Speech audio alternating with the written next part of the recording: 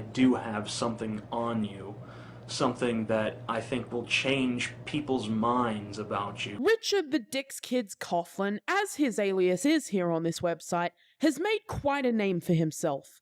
Most of us know him as the blatant meth head pseudo-intellectual who gets in front of his shitty little camera, spazzes like a bitch, and serves as the YouTube atheist equivalent of Tom Green. However, in this day and age, we see the entire image, and the vast majority of us unfortunately choose to deny it. Most of you are probably going to take this denial to your graves.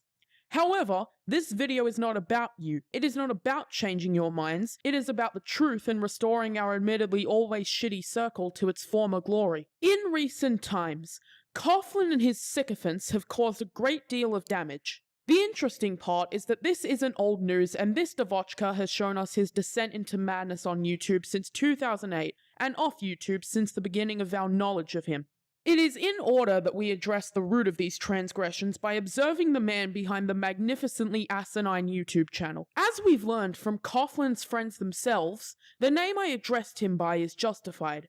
It turns out that there was a time when he lived a relatively regular lifestyle, but this changed upon the occurrence of something admittedly tragic. Coughlin has faced betrayal from someone he claimed to love, and one can easily piece together the following upon viewing his video Cutting Down Onision. Now, in my case, the reason I was in this state of mind was due to the deliberate actions of another human being, at least one of them, and these actions were committed by a person whom I was extremely fond of and had a great deal of emotional investment in. I loved them. And then one day, out of nowhere, this person who I loved did something to me that completely and utterly broke my heart, and it destroyed my fucking life. But not only that, they did this with a very obvious malicious intent. They chose to do this deliberately, and they did it without the slightest hint of regret or suggestion of remorse. And getting your heart broken is bad enough, but it's 1,000 times fucking worse when you find out that it was done for one purpose and for no reason other than the fact that this person whom you love felt like it. They did it because they could. It is manipulation and human degradation of the highest order. The specifics include this person having a child,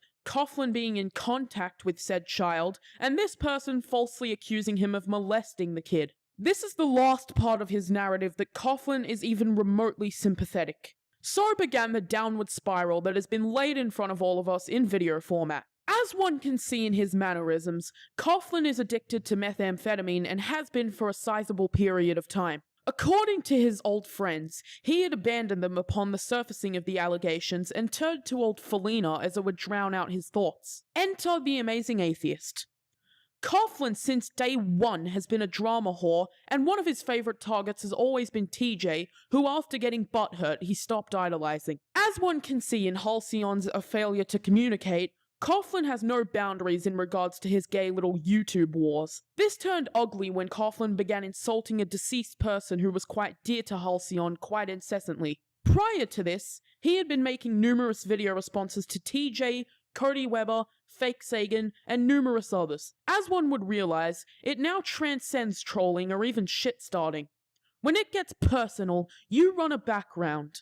TJ wanted to understand the hostility and potentially get Coughlin to see the errors in his ways. Throughout a series of events all too familiar to Dick's Kids here, TJ learned of the false molestation charge.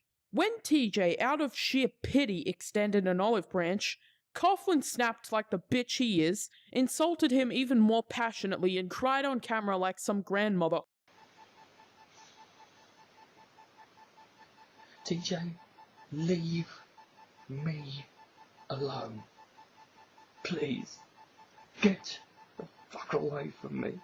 But when drama don't work for Coughlin, he cries like a bitch. For the record, I have done the same as TJ and have been in contact with people you know. The difference is, if you cross me again, I won't be as kind as TJ. There is a one-word question you will ask at the end of this story if you are the curious type, and this is why.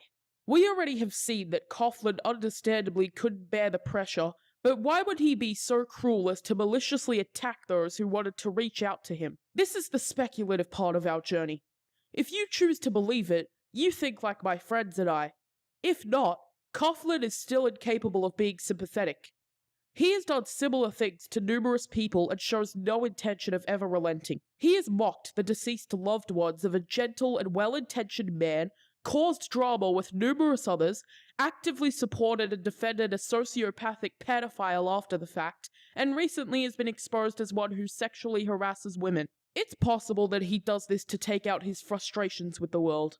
After all, he's your friendly neighborhood meth head and falsely accused kitty diddler. He has no life outside of YouTube, as he's allowed his false charge to utterly ruin him. He is addicted to the worst possible street drug and admits to it. This doesn't justify a thing though. He sees fit to take out his feelings of impotence and rage on those who simply do not deserve it. He puts himself on a high horse as a moral superior to various groups. He is a schoolyard bully, picking on the retard because he lacks the strength or skill to fight those who can effectively fight back. You don't see him going after anyone with merit. You see him attacking creationists, racists, Jacqueline Glenn, Cult of Dusty, 9/11 truthers, Thunderfoot, Dead Girls, Emotionally Insecure Girls, Alex Jones, UKIP, the MRA movement, and anyone involved inside it. Venom Fang X, Marmite Man, Mr. Repsion, Onision, and to top off the list, Davis Arini, and the list goes on. For those of you in his audience, you're fucking stupid if you think such a task requires a modicum of insider intelligence. To steer back on course, he evidently has no shame.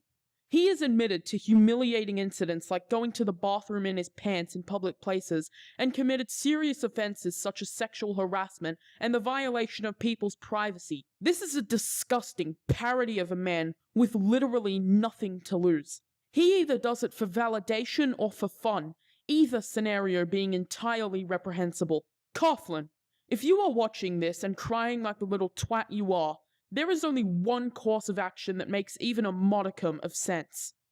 Acknowledge your issues, acknowledge who you've wronged and why you've done it, and finally, find the strength within yourself to accept that there is no salvation for you. You are a pitiful vulture in a human costume pandering to sheep. If you try to interfere, this becomes a much simpler matter. I will kill your wife. I will kill your son. I will kill your infant.